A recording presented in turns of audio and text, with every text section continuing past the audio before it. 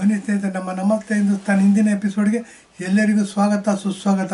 ನೋಡಿ ಬನ್ನಿ, ಈಗ ಏನಾಗಿದೆ ಮೂಢ ಹಗರಣ ನೋಡಿ ಬಹಳ ವಿಚಿತ್ರವಾದ. ಅದಕ್ಕೋಸ್ಕರನೇ ಒಂದಲ್ಲ ಎರಡು ಎಪಿಸೋಡ್ ಮಾಡ್ತೀವಿ. ಯಾಕೆಂತಂದ್ರೆ ನಾನು ರಿಯಲ್ ಎಸ್ಟೇಟಲ್ಲಿದ್ದೆ, ಹೌಸಿಂಗ್ ಸೊಸೈಟಿ ಸೆಕ್ರೆಟರಿ ಆಗಿದ್ದೆ. ಸುಮಾರು 2 ಲೇಔಟ್ಗಳು ಮಾಡಿದ್ವಿ. ಸುಮಾರು 2 ಲೇಔಟ್ ಅಂತಂದರೆ ಸುಮಾರು 2000 ಸೈಟುಗಳನ್ನ ಹಂಚಿದ್ವಿ ಮೈಸೂರಿನಲ್ಲಿ. ಇನ್ನು ಪತ್ರಗಳಲ್ಲಿ ನನ್ನ ಸಿಗ್ನೇಚರ್ ನೋಡ್ಬೋದು ತಾವು. ನಾನು ಸೆಕ್ರೆಟರಿ ಆಗಿದ್ದೆ, ಹೌಸಿಂಗ್ ಬೋರ್ಡ್ ಸೆಕ್ರೆಟರಿ.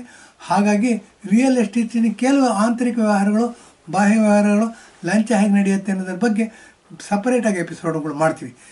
ಏನಾಗುತ್ತೆ, ಮೂಢ ಹಗರಣದಲ್ಲಿ ಸಿದ್ದರಾಮಯ್ಯನವರು ಎಲ್ಲೋ ಕೆಸರಿನಲ್ಲಿ ಜಮೀನು ಕಳ್ಕೊಂಡಿದ್ದಾರೆ ಅಂತ ಅವ್ರು ಹೇಳ್ತಿ. ಅದು 3 ಎಕರೆ 16 ಗುಂಟೆ ಅಂತೆ. ಅದು ರೆವಿನ್ಯೂ ಲ್ಯಾಂಡ್, ಅಗ್ರಿಕಲ್ಚರ್ ಲ್ಯಾಂಡ್, ಖರಾಬ್ ಲ್ಯಾಂಡ್ ಅಂತೀವಿ. ಅದನ್ನು ಮೂಢ ಕೊಟ್ಟಿದ್ದಾರೆ. ಅದರ ಬೆಲೆ ಇವತ್ತು ಸ್ಕ್ವೇರ್ ಫುಟಲ್ಲಿ ತೊಗೊಂಡ್ರೆ 200 ರೂಪಾಯಿಗಿಂತ ಕಡಿಮೆ ಇದೆ. ಆದರೆ ಅದಕ್ಕೆ ಬದಲಾಗಿ 50-50 ಅನುಪಾತದಲ್ಲಿ ವಿಜಯನಗರ ಸ್ಟೇಜಲ್ಲಿ ಸೈಟ್ ಬೇಕು ಅಂತ ಕೇಳ್ಕೊಂಡು ತೊಗೊಂಡಿದ್ದಾರೆ. ಅದರ ಬೆಲೆ ಒಂದು ಅಡಿಗೆ 10,000 to 12,000 ರೂಪಾಯಿ ಇದೆ. 200 ರೂಪಾಯಲ್ಲಿ 12,000 ರೂಪಾಯಲ್ಲಿ ಒಂದು ಅಡಿಗೆ. ಒಂದು 30-40 ಸೈಟ್ ಅಂತಂದರೆ 1200 ಚದರಡಿ ನೋಡಿ. 40-60 ಚೌಟ್ ಅಂದರೆ 2400 ಚದರಡಿ.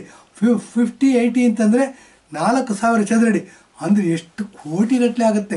ಇಷ್ಟು ಕೋಟಿಗಳ ವ್ಯವಹಾರ ಮಾಡಿಬಿಟ್ಟು ಇವರು ಜೀರ್ಣಿಸ್ಕೊಳಕ್ಕೆ ನೋಡ್ತಾ ಇದ್ದಾರೆ.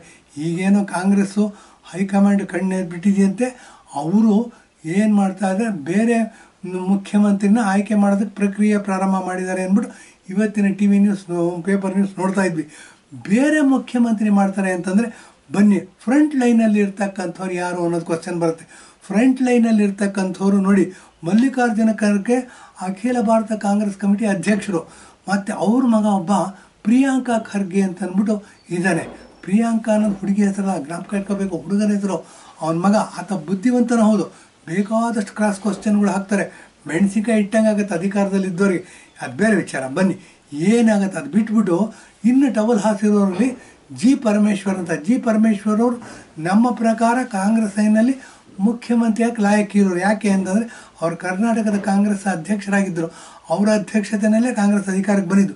ಸಾಮಾನ್ಯವಾಗಿ ಅದುವರೆಗೂ ಬೆಳೆದು ಬಂದಂಥ ಸಂಪ್ರದಾಯ ಪ್ರಕಾರ ಜಿ ಪರಮೇಶ್ವರ್ ಅವರೇ ಮುಖ್ಯಮಂತ್ರಿ ಆಗಬೇಕಿತ್ತು. ಆದರೆ ಸಿದ್ದರಾಮಯ್ಯನವರು ಇವ್ರನ್ನ ಎಲೆಕ್ಷನ್ನೇ ಗೆಲ್ದಂಗೆ ನೋಡಿಕೊಂಡು ತಾವು ಮುಖ್ಯಮಂತ್ರಿ ಆದರು. ಇದು ಚಾಣಾಕ್ಷತನನೇ. ಇದಲ್ಲದೆ 14-15 ಬಡ್ಜೆಟ್ ಮಂಡಿಸ್ಯಾರೆ ಅಂತಂದರೆ ಅವರ ಬುದ್ಧಿವಂತಿಕೆಗೆ ನಮ್ಮದೊಂದು ದೊಡ್ಡ ನಮಸ್ಕಾರ. ಜಿ ಪರಮೇಶ್ವರ್ ಅವರು ಮುಖ್ಯಮಂತ್ರಿಗೆ ಹಾದಿಗೆ ಟವಲ್ ಹಾಸಿದ್ದಾರೆ.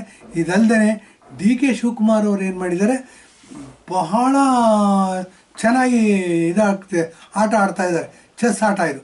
ತಾನು ಮುಖ್ಯಮಂತ್ರಿ ಆಗಬೇಕು ಅಂತ ಒಂದು ಸಾರ್ವಜನಿಕರ ಅಭಿಪ್ರಾಯ ಮೂಡಿ ಬರ್ತಾ ಇದೆ. ನಾವು ಸಹ ಇಂಟ್ರ್ಯಾಕ್ಟ್ ಮಾಡ್ತೀವಿ, ವಾಕಿಂಗ್ ಹೋಗ್ತೀವಿ, ಅಲ್ಲಿ ಹೋಗ್ತೀವಿ, ಇಲ್ಲಿ ಹೋಗ್ತೀವಿ. ನಮಗೆ ಕೇಳಿ ಬಂದಿರೋ ಇದ್ರ ಪ್ರಕಾರ ಏನು ಅಂತಂದರೆ, ಇಷ್ಟೆಲ್ಲ ರಾದ್ಧಾಂತ ಆಗ್ತಾ ಇರೋದ್ರ ಹಿಂದೆ DK ಶಿವಕುಮಾರ್ ಅವ್ರ ತಂತ್ರಗಾರಿಕೆ ಇದೆ ಅಂತಂದ್ಬಿಟ್ಟು. DK ಶಿವಕುಮಾರ್ ಅವರು ಮುಖ್ಯಮಂತ್ರಿ ಆಗಬೇಕು, ಈ ಸಿದ್ದರಾಮಯ್ಯ ಬಿಟ್ಕೊಡೋದಕ್ಕೆ ರೆಡಿ ಇಲ್ಲ. ಅದರಿಂದ ಅನೇಕ ತರಹದ ಆಟಗಳನ್ನ ಹಾಕ್ತಾ ಇಲ್ಲಿವರೆಗೂ ಬಂದುಬಿಟ್ಟಿದೆ ಅಂತ ಹೇಳಬೇಕು. ಈಗೇನು ಹೈಕಮಾಂಡ್ ಯೋಚನೆ ಮಾಡಿದೆಯಂತೆ ಮುಖ್ಯಮಂತ್ರಿನ ಚೇಂಜ್ ಮಾಡಬೇಕು ಅಂತ ಅಂದ್ಬಿಟ್ಟು. ಈ ಸಿದ್ದರಾಮಯ್ಯನ ಬಿಟ್ಟು ಬೇರೆ ಯಾರಾದರೂ ಮುಖ್ಯಮಂತ್ರಿ ಆದರೆ ನೋಡಿ, ಇವರು 100ಕ್ಕೆ 100 ತಪ್ಪು ಕೆಲಸಗಳನ್ನ ಮಾಡ್ತಾರೆ, 100ಕ್ಕೆ 100 ದೇಶ ವಿರೋಧಿ ಕೆಲಸಗಳನ್ನ ಮಾಡ್ತಾರೆ, 100ಕ್ಕೆ 100 ಸಂವಿಧಾನ ವಿರೋಧಿ ಕೆಲಸಗಳನ್ನ ಮಾಡ್ತಾರೆ ಅಂತ ಅಂದ್ಕೊಂಡ್ರೆ, ಬೇರೆ ಯಾರು ಬಂದರೂ 100ಕ್ಕೆ 80 ಮಾಡ್ಬೋದು, 100ಕ್ಕೆ 70 ಮಾಡ್ಬೋದು, 150 ಮಾಡ್ಬೋದು. ಸೊ ಬೇರೆ ಯಾರಾದರೂ ಮುಖ್ಯಮಂತ್ರಿ ಆದರೆ ಓಕೆ ಆಗಬಹುದೇನೋ ಅನ್ನೋ ಸಂಶಯ ನಮ್ಮಲ್ಲಿ ಮೂಡುತ್ತೆ. ದೇಶಕ್ಕೆ ಒಳ್ಳೆಯದು ಅನ್ನೋ ಭಾವನೆಯೂ ಬರುತ್ತೆ. ಆ ದೃಷ್ಟಿಯಿಂದ ಇದಕ್ಕೆ ಯಾರು ಈ ವಿಡಿಯೋ ನೋಡ್ತಿದ್ದೀರಾ, ಇಂಟ್ರ್ಯಾಕ್ಟ್ ಮಾಡಿ. ಯೂಟ್ಯೂಬಲ್ಲಿ ನೋಡಿ, ತಾವು ಇಂಟ್ರ್ಯಾಕ್ಟ್ ಮಾಡಿದ್ರೆ ತಮ್ಮ ಇದನ್ನು ಏನು ಇವುಗಳಿರುತ್ತೆ, ಅನಿಸಿಕೆಗಳಿರುತ್ತೆ, ನಮ್ಮವ್ರಿಗೆ ಮುಟ್ಟತ್ತೆ, ಮುಂದಕ್ಕೆ ಅನುಕೂಲ ಆಗುತ್ತೆ ಅಂತ ಹೇಳಿ ಎಪಿಸೋಡ್ ಮುಗಿಸ್ತಾ ಇದ್ದೀನಿ. ಧನ್ಯವಾದ, ನಮಸ್ಕಾರ.